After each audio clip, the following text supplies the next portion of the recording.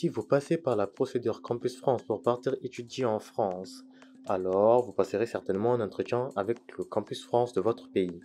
L'évaluation pédagogique du niveau du candidat et de ses aptitudes à poursuivre des études en France est exigée par le ministère français de l'Éducation nationale. Bienvenue sur la chaîne Karatou Postbac, l'endroit idéal pour préparer son orientation. Aujourd'hui, nous allons parler des 17 questions indispensables pour son entretien Campus France en 2023. Sans plus attendre, rentrons dans le vif du sujet. L'entretien Campus France est une étape décisive dans l'obtention de votre visa étudiant. Par conséquent, il est important de bien le préparer. Pas de panique. Dans cet article, nous allons vous présenter 17 questions fréquentes qui pourraient vous être posées lors de votre entretien pédagogique et pour chaque question, nous allons vous proposer une réponse. Première question. Présentez-vous. Une question qui est posée dans presque tout type d'entretien. Vous pouvez préparer 2 à 3 lignes sur lesquelles vous saluez la personne qui est devant vous. Vous dites pourquoi vous êtes là. Vous pouvez faire part de votre motivation d'être là pour passer l'entretien. Exemple de réponse. Bonjour, je me présente Amine, j'ai 24 ans, je suis... Vous dites ce que vous faites actuellement. Si vous êtes étudiant, vous dites en quoi. Si vous travaillez ou vous passez un stage, vous dites brièvement votre poste, ce que vous y faites, etc. Plus, et je veillerai avec plaisir à répondre à toutes vos questions. Deuxième question. Qu'est-ce qui a orienté votre choix vers l'enseignement français? Lors de cette question, en fonction de votre pays d'origine, vous pouvez mettre en évidence plusieurs points. La qualité des études en France, la reconnaissance de votre pays d'origine des diplômes français, la facilité à trouver un emploi dans votre d'origine avec un diplôme français. Le système français prend au sérieux l'accueil des étudiants étrangers. Ces derniers bénéficient de beaucoup d'avantages, comme les étudiants français. L'immersion en entreprise facile qui permet une formation en France par rapport à ce que vous avez dans votre pays. Donc, un exemple de réponse serait: j'ai opté pour la France car c'est un pays qui propose une formation de qualité, une multitude d'avantages pour les étudiants étrangers qui est pareil aux étudiants français. Mais aussi, car une fois ma formation finie, je sais que dans mon pays d'origine, c'est un diplôme qui est reconnu par l'État et par les recruteurs, donc une formation fructueuse de tous les côtés. Troisième question. Quelles sont vos motivations quant au choix de ces formations? Pour anticiper la réponse à cette question, il faut que vous mettiez sur un papier ce qui est votre projet d'études et votre projet professionnel. Un projet professionnel peut être par exemple vouloir être architecte réseau et système d'information. Votre projet d'études pourrait être dans l'ordre, faire des classes préparatoires scientifiques ou encore une licence en réseau et par la suite un master ou une école d'ingénieur dans le domaine des réseaux et systèmes d'information. Donc concrètement, ce que vous allez faire comme étude qui vous aidera à réaliser votre rêve professionnel. Un exemple de réponse sonnerait comme: ce qui m'a énormément motivé pour le choix de ces formations, c'est que ça me permet de réaliser parfaitement ce que j'ai tracé comme projet professionnel. C'est le parfait projet d'études pour devenir chef de projet marketing, commercial, ingénieur informaticien, etc. Quatrième question. Quel est votre projet professionnel? Quand vous êtes amené à aborder ce sujet, il faut surtout 3 ingrédients que nous jugeons primordiaux. Premièrement, la motivation. Avoir de l'engouement pour ce que vous voulez faire. Deuxièmement, savoir exactement ce que vous voulez faire. Cela dit, vous voulez travailler dans quel secteur d'activité en exerçant quel métier. Et troisièmement, et bien évidemment la cohérence de ce que vous faites comme choix de formation projet d'études avec ce projet professionnel. Exemple de réponse. Mon projet professionnel à court terme est d'intégrer une entreprise en tant qu'ingénieur réseau et système d'information. À moyen terme, j'envisage passer vers le poste d'architecte.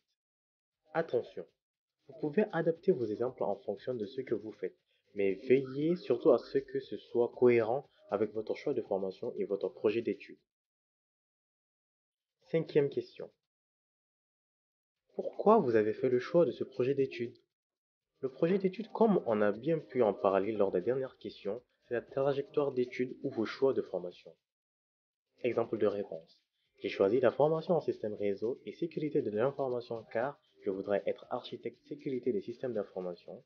Ce projet d'études me permettra de recevoir une formation complète qui va m'assurer la réalisation de mon projet professionnel. Sixième question. Pourquoi vous avez eu de mauvaises notes sur telle année ou semestre? Eh bien à ce moment, vous vous dites tout simplement: J'ai peur de la conversation qu'elle va entamer. Wallahi billahi. Non, je rigole. Je sais pas, vous commencez à paniquer alors que ce sont des choses qui arrivent. Vous pourrez juste répondre de cette manière. Le fait d'obtenir de mauvaises ou même de bonnes notes fait partie du cursus estudiantin normal de tout étudiant. La gestion des études, comme toute autre chose dans la vie, est une gestion qui se veut parfois par priorité. Pour moi, depuis le début, je me suis fixé des objectifs. L'un des premiers était de me concentrer sur les matières qui font le cœur de mon métier. Ce que vous pouvez d'ailleurs remarquer sur mes notes.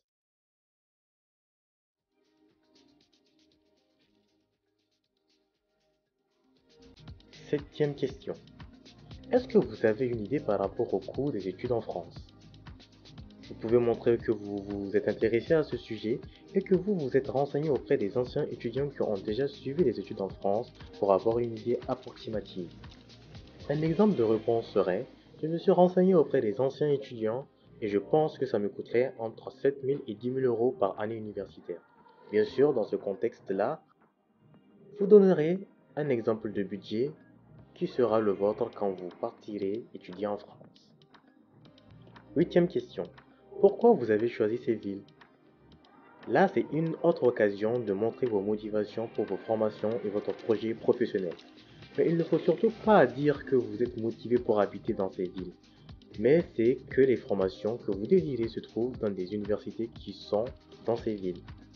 Vous pourriez tout simplement aussi dire que vous avez choisi ces villes pour leur attractivité et le niveau de vie, ou le coût de la vie. D'ailleurs, nous avons fait une vidéo sur le coût de la vie des villes les moins chères en France. Vous pouvez checker cela en haut à droite. Un exemple de réponse pour cette question serait: ce n'est pas vraiment un choix de ville, c'est plutôt un choix de formation en adéquation totale avec mon projet d'études, et ces villes s'avèrent être des villes où le niveau de la vie, où le coût de la vie n'est pas du tout excessif. Neuvième question. Supposons qu'aucune université ne vous accepte, ou que vous n'avez pas obtenu votre visa. Qu'est-ce que vous comptiez faire? Pour cette question, il faut être très positif et montrer que vous êtes quelqu'un de motivé et que vous tirez profit de vos échecs. Exemple de réponse. Mon projet professionnel nécessite le passage par une formation de qualité pour être réalisé correctement. Le fait de ne pas obtenir de réponse favorable ne va en aucun cas arrêter mon envie et ma motivation pour le réaliser. D'ailleurs, les motifs de refus seront pour moi des axes d'amélioration qui me donneront des points clairs à travailler afin de réussir ma candidature pour l'année prochaine. Dixième question. Pensez-vous que vous allez réussir vos études en France? Pour cette question, parlez de votre organisation actuelle, efficiente, et ce qu'elle a pu donner comme bon résultat au niveau de vos notes, mais aussi que vous êtes motivé. C'est ce que vous avez toujours rêvé de faire, ce qui va booster votre motivation et envie de faire.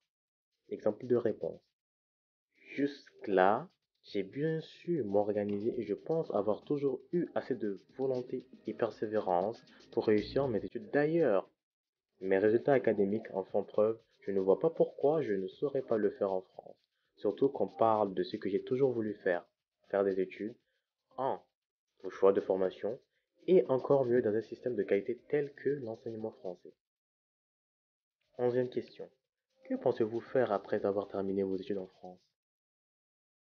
Un exemple de réponse serait: après avoir terminé mes études en France, je compte, si je trouve une bonne opportunité de travail, rester pour 2 à 3 ans pour bénéficier également d'une expérience professionnelle de très bonne qualité dans mon domaine. Précisez votre domaine.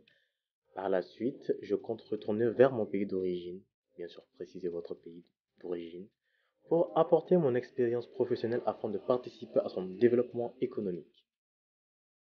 Douzième question. Comment comptez-vous financer vos études? Un exemple de réponse concret: c'est la personne qui va s'occuper de financer vos études, qui s'occupera du financement de mes études pendant toute la période de mon séjour en France. Si c'est votre frère, si c'est votre parent, mentionnez-le. Treizième question. Comptez-vous travailler en parallèle de vos études? Il faut savoir qu'en France, les étudiants ont le droit de travailler en parallèle de leurs études avec une limitation d'heures de travail par an. Un exemple de réponse serait alors: je sais très bien qu'au niveau de la France, les étudiants ont le droit de travailler en parallèle de leurs études avec une limitation au niveau des heures de travail.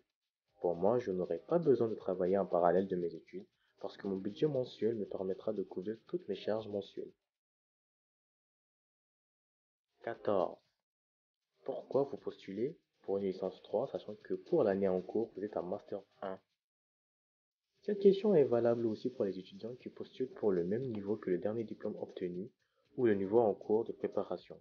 Par exemple, un étudiant qui postule pour une licence 3, sachant qu'il est en cours de préparation de son diplôme de licence 3.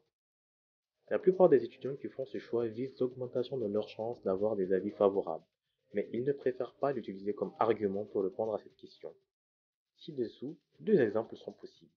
Exemple de réponse numéro 1.